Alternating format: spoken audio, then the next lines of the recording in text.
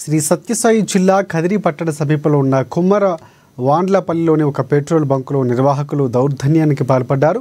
Petrol బంకులో పనిచేస్తున్న బాబా ఫక్రుద్దీన్ అనే యువకుడిని డబ్బులు తక్కువ వచ్చాయని కొట్టారు. డ్యూటీ దిగే సమయంలో 23,000 రూపాయలు తక్కువగా వచ్చాయని మేనేజర్ సత్యనారాయణ ఆ యువకుడిని స్తంభానికి కట్టేసి బట్టలిప్పేసి చితకబాదాడు.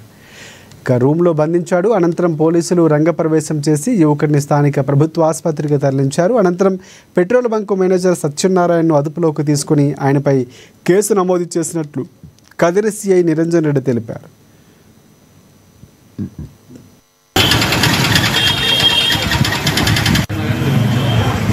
డబ్బులు తక్కువ సార్ 3,000 సార్ రూపాయలు వాడింది సార్.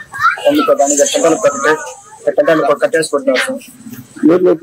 సార్ నన్నే సార్ వాళ్ళు లోపల ఇద్దరు సార్ ఇద్దరు అమరా సార్ లోపల డబ్బులు తక్కువ డబ్బులు తీసుకోలేదు సార్.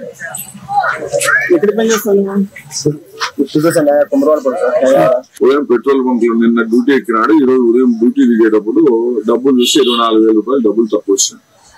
ఆ డబ్బులు తక్కువ వచ్చిన విషయంలో పెట్రోల్ బంక్ లో పనిచేసే మేనేజర్ సూర్యనారాయణ మరియు అతనితో పాటు అక్కడ పనిచేసే వాళ్ళు కలిసి ఇతన్ని అక్కడ ఒక ఫోన్ కట్టేసి కొట్టి తర్వాత రూమ్ లో పెట్టి బంధించారు. విషయం తెలియగానే మేము పోయి అతన్ని తీసుకొచ్చి హాస్పిటల్ కు పంపించాము. డబ్బులు తక్కువ